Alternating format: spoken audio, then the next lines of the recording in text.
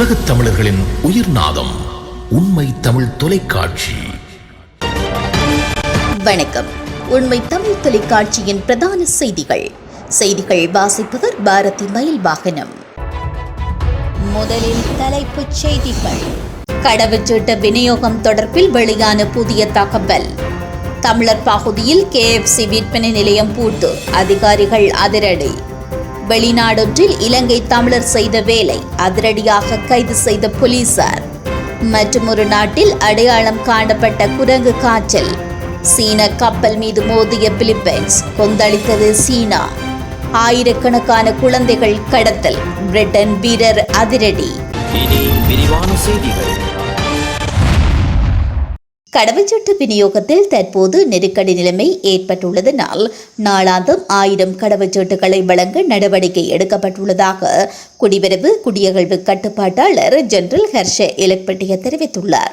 பத்ரமுல குடிவரவு குடியகழ்வு திணைக்களத்தில் நிலவும் நெரிசல் தற்போது நீங்கியுள்ளதாகவும் அவர் கூறினார். கடவுச்சீட்டு அச்சடிக்கும் புத்தகங்கள் நிலுவையின் காரணமாக சில தட்டுப்பாடுகளுடன் கடவுச்சீட்டு அச்சிட வேண்டிய நிலை ஏற்பட்டது. ஆனால் தற்போது புதிய புத்தகங்கள் கிடைத்துள்ளதாகவும் இதனால் தினமும் 1000 கடவுச்சீட்டுகள் அச்சிடப்படும். அக்டோபர் மாதம் வரை குடிவரவு திணைக்களத்தின் இணையதளத்தின் ஊடாக திகதிகளை முன்பதிவு செய்தவர்களுக்கு கடவுச்சீட்டு வழங்கப்படும். முன்பதிவு செய்ய கடினமாக இருக்கும் அவசர தேவைகள் உள்ளவர்களுக்கும் சிறப்பு வாய்ப்பினூடாக கடவுச்சீட்டு வழங்கப்படும். புதிய பாஸ்போர்ட் புத்தகங்கள் எதிர்வரும் அக்டோபர் மாதம் பெறப்பட உள்ளது. இதனால் பாஸ்போர்ட் அச்சிடப்படும் பணியும் அந்த மாதம் முதல் ஆரம்பிக்கப்படும் என்றும் அவர் கூறினார்.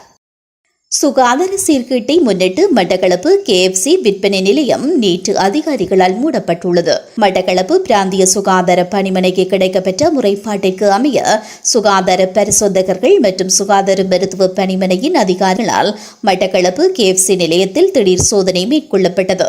இதன்போது உணவுப் பொருட்கள் உரிய முறையில் விநியோகிக்கப்படாமை, களஞ்சியப்படுத்தப்படாமை, கழிவுநீர் முகாமைத்துவம் சரியாக பேணப்படாமை உணரப்பட்டது.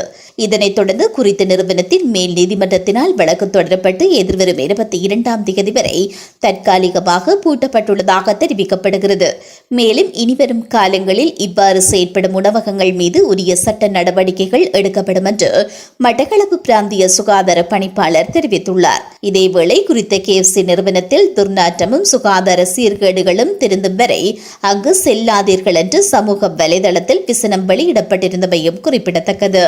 கனடாவில் போலி ஆவணங்களை சமர்ப்பித்த இலங்கை தமிழர் ஒருவர் மோசடி ஆவணங்கள் வைத்திருந்த குற்றச்சாட்டில் கனடா போலீசாரால் கைது செய்யப்பட்டுள்ளார். 31 வயதான கபிலரசு கருணாநிதி என்பவரே ஒன்டாரியோவில் கைது செய்யப்பட்டுள்ளார். குறித்த நபர் இலங்கை கடவுச்சீட்டு மூலம் வங்கி கணக்கு ஒன்றை ஆரம்பிக்க முயன்றதாக அவர் மீது குற்றம் சாட்டப்பட்டுள்ளது. இலங்கை கடவுச்சீட்டை பயன்படுத்தி கணக்கொன்றை ஆரம்பிக்க முயற்சித்ததாகவும் அது மோசடியானது என்று கண்டுபிடிக்கப்பட்டதாகவும் டர்ஹாம் போலீசார் தெரிவித்தனர். இந்த சம்பவம் தொடர்பில் தகவல் கிடைத்த போலீசார் உடனடியாக சம்பவ இடத்திற்கு வருகை தந்தனர். இதன்போது போலியான இலங்கை கடவுச்சீட்டு, முற்றிலும் போலியான ஆவணம், வருமானம் பெறுவதற்கான மோசடி ஆவணங்கள் போன்றவற்றை அவர் வைத்திருந்தார் என்று கண்டுபிடிக்கப்பட்டது. இதனையடுத்து குறித்த இலங்கையர் கைது செய்யப்பட்டுள்ளமை குறிப்பிடத்தக்கது. பிலிப்பைன்ஸ் நாட்டில் குரங்கு காய்ச்சலால் பாதிக்கப்பட்ட நபர் ஒருவர் அடையாளம் காணப்பட்டுள்ளார். கடந்த ஆண்டு டிசம்பர் மாதத்திற்கு பிறகு வைரஸ் தொற்றுக்குள்ளான ஒருவர் கண்டுபிடிக்கப்பட்டது இதுவே முதல் முறை என்று அந்நாட்டு சுகாதாரத்துறை தெரிவித்துள்ளது. நோயாளி பிலிப்பைன்ஸுக்கு வெளியே பயணம் செய்து வரலாறு இல்லாத 33 வயதான பிலிப்பைன்ஸ் என அந்நாட்டு சுகாதாரத்துறை தெரிவித்துள்ளது.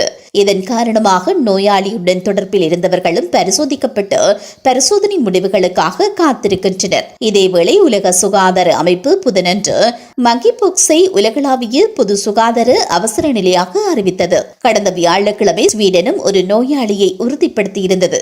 இந்த நிலையில் பாகிஸ்தான் வெள்ளிக்கிழமை வளைகுடா நாட்டிலிருந்து திரும்பிய ஒரு நோயாளிக்கு வைரஸை உறுதிப்படுத்தியிருந்தமையும் குறிப்பிடத்தக்கது. சீன கப்பல் மீது பிலிப்பைன்ஸ் வேண்டுமென்றே மோதியதாக சீன கடலோர காவல்படை குற்றம் சாட்டியுள்ளது. தென் சீன கடல் பிராந்தியத்தில் அமைந்துள்ள நாடுகளுக்கிடையே நாளுக்கு நாள் மோதல் போக்கு அதிகரித்து வரும் நிலையில் திங்கட்கிழமை காலை சபீனா ஷோல் அருகே சீன கப்பல் மீது வேண்டுமென்றே பிலிப்பைன்ஸ் மோதியதாக சீன கடலோர காவல்படை குற்றம் சாட்டியுள்ளது. 2 பிலிப்பைன்ஸ் கடலோர காவல்படை கப்பல்கள் சபீனா ஷோல் அருகே உள்ள நீரோட்டத்திற்குள் நுழைந்து சீன கடலோர காவல்படையின் எச்சரிக்கைகளையும் மீறி காலை 3:24 மணியளவில் சீன கப்பல் மீது வேண்டுமென்றே மோதியதாக செய்தி தொடர்பாளர் சீன கடலோர காவல்படையின் வலைதளத்தில் வெளியிட்டுள்ள அறிக்கையில் தெரிவிக்கப்பட்டுள்ளது. பிலிப்பைன்ஸ் அதிகாரிகள் இந்த மோதல் குறித்து எந்த கருத்தையும் உடனடியாக வெளியிடவில்லை. இந்த நிலையில் இந்த மோதலுக்கு முற்றிலும் பிலிப்பைன்ஸ் தரப்புத்தான் பொறுப்பு என்று செய்தி தொடர்பாளர் கான்யூ தெரிவித்துள்ளார். ஸ்கைபேஸ் ஜம்பிங்கில் பிரித்தானிய வீரர் ஒருவர் புதிய சாதனை படைத்துள்ளார். குறித்த வீரர் பாராசூட்டின் உதவியோடு 18,753 அடி உயரத்திலிருந்து குதித்து கின்னஸ் உலக சாதனை படைத்துள்ளார். இதற்கு முன்பு 2019ஆம் ஆண்டு 14,301 அடி உயரம் பறந்ததே சாதனையாக இருந்தது. குறித்த சாதனையை தற்போது 34 வயதான ஜோசுவா பிரெக்மன் பிரித்தானிய வீரர் முறியடித்துள்ளார். ஒவ்வொரு ஆண்டும் ஆயிரக்கணக்கான குழந்தைகள் கடத்தப்படும் நேபாளத்தில் மனித கடத்தல் பிரச்சினை குறித்து விழிப்புணர்வை ஏற்படுத்தவும் தொண்டிற்காக நிதி திரட்டவும் அவர் இந்த சவாலை ஏற்றுக்கொண்டதாக சர்வதேச ஊடகங்கள் தெரிவிக்கின்றன. வெனிசுலாவில் கடந்த மாதம் இடம்பெற்ற ஜனாதிபதி தேர்தலில் நிக்கோலஸ் மதுரோ வெற்றி பெற்றதாக அறிவிக்கப்பட்டதைத் தொடர்ந்து அங்கு மக்கள் போராட்டங்களில் ஈடுபட்டு வருகின்றனர்.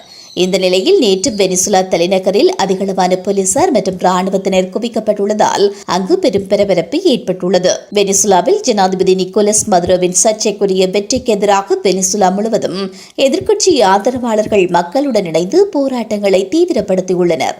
நாட்டின் எதிர்க்கட்சித் தலைவர் மரியா ஹொர்னா மச்சூடா தலைமறைவாக இருந்த நிலையில் தற்போது ஆயிரக்கணக்கான போராட்டக்காரர்களுடன் இணைந்து போராட்டங்களை ஆரம்பித்துள்ளதாக சர்வதேச ஊடகங்கள் செய்தி வெளியிட்டுள்ளன. அத்துடன் வெனிசுலா தலைநகரில் இருந்து வெளியேறப் போவதில்லை என்றும் எதிர்க்கட்சித் தலைவர் மரியா ஹொர்னா மச்சாடா குறிப்பிட்டுள்ளார்.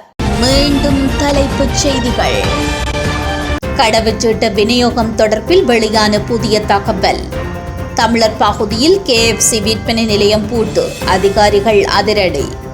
வெளிநாடொன்றில் இலங்கை தமிழர் செய்த வேலை, அதிரடியாக கைது செய்த போலீசார். மற்றும் ஒரு நாட்டில் அடையாளம் காணப்பட்ட குரங்கு காய்ச்சல். சீன கப்பல் மீது மோதிய பிலிப்பைன்ஸ், கொந்தளித்தது சீனா.